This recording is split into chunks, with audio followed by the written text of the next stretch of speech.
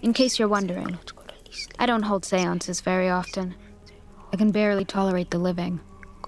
Why would I want to commune with the dead? But my mother told me 𝐒𝐤𝐢𝐤𝐬𝐸 is the only one that can train me to control my psychic ability. The sooner I master that, the sooner I crack this case.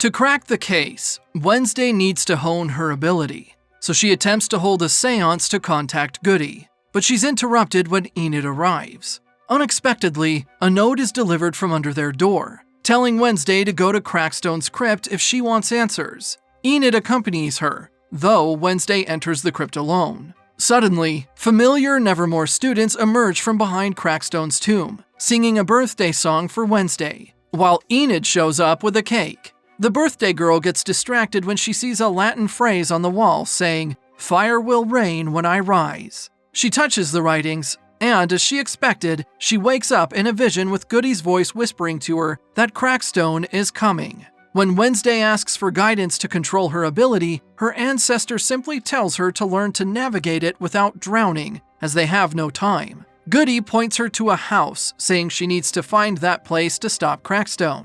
The next day, Wednesday receives gifts from her parents and 𝐒𝐤𝐤𝐬𝐸. Mayor Walker tells Weems that his son has nothing to do with the latest vandalism, as Lucas has been grounded since last week. But still, the principal wants the culprit to be caught. While Wednesday takes a closer look at the torched words, she's approached by 𝐒𝐩𝐤𝐬𝐸, but she isn't too keen on talking to him. Inside the school, Lucas is doing community service when Bianca spots a familiar bracelet on his wrist. After asking him about it, Lucas reveals that a woman told him to sign up for an app called Morning Song, and they sent him a bracelet. The siren advises him to delete the app, saying they're after his money. Bianca only smiles when he invites her to hang out at the weather vane later. In his office, Mayor Walker receives mail from London, a copy of Laurel Gates's death certificate which he requested. At weather vane, Tyler gives Wednesday free coffee as a birthday gift and asks her why she's been ghosting him. But as she doesn't answer, he leaves.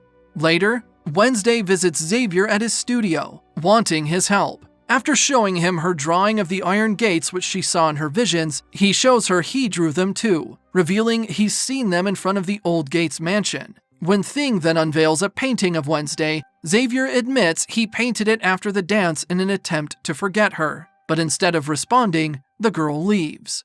Meanwhile, Tyler approaches Bianca at weather vane, requesting if she wants to give 𝐒𝐤𝐤𝐬𝐸's gift, which he is holding, to Wednesday. Suddenly, Lucas arrives, and he and Bianca connect over similar troubles that have been burdening them. At the same time, Wednesday finds the Gates mansion, but the presence of Jericho's mare and the voice message he sent to the sheriff pique her interest, so she decides to sneak into the back of his car. When he later that night crosses the street toward weather vane, a speeding car hits him. Horrified, the sheriff rushes out to help the mare, before noticing that Wednesday just came out of Walker's car. After the barely alive mare is taken away by the ambulance, Galpin interrogates Wednesday, who admits that she got curious about what the mare wanted to tell the sheriff. She believes that what's been happening is connected to the Gates mansion, but Galpin is skeptical. Later at Nevermore, Weems is frustrated that Wednesday is involved with another incident, and as the campus is in full lockdown,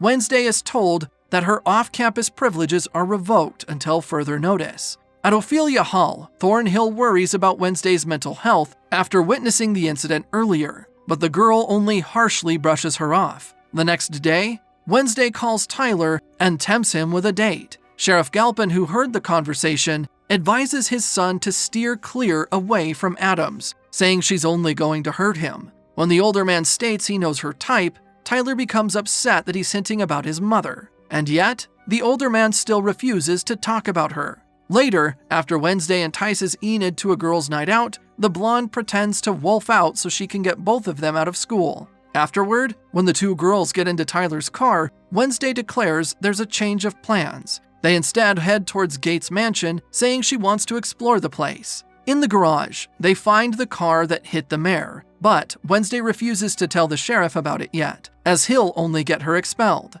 Inside, They also find the Gates family portrait, as well as their secret built-in altar for Crackstone in the family library. When Wednesday notices that the tips of the candles are still warm, the three of them split up to check the other rooms. Eventually, Enid finds a clean room with a made bed and vase of fresh roses, and immediately, Wednesday realizes it's Laurel Gates' room, Garrett's sister and Ansel's daughter. Upon hearing Tyler's yells, they rush out and see the monster's shadow. The girls hide in the dumbwaiter, but then it's Cable Creeks sending them down to the basement, where they find a lab of sorts. As they're escaping, Wednesday spots jars of body parts, which she thinks are from the victims. Once outside, Wednesday goes back for Tyler, and she finds him with a wound on his chest. Suddenly, Xavier appears, handing her his scarf to help stem the bleeding of Tyler's wound. Later, when Wednesday is fixing Tyler up at his home, his dad arrives and sees the condition his son is in. The sheriff is furious, but Wednesday implores that he go with her to the Gates mansion first.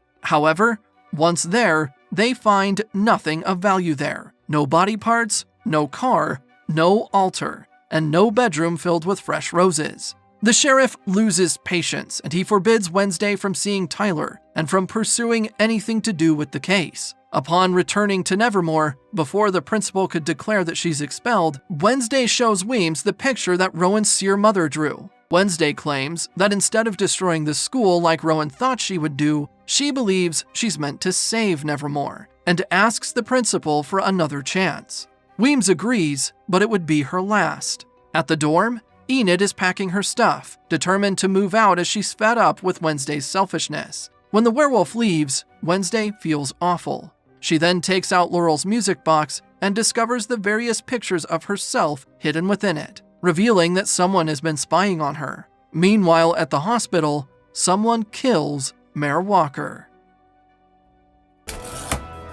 So whoever is watching me, know this. I will find you.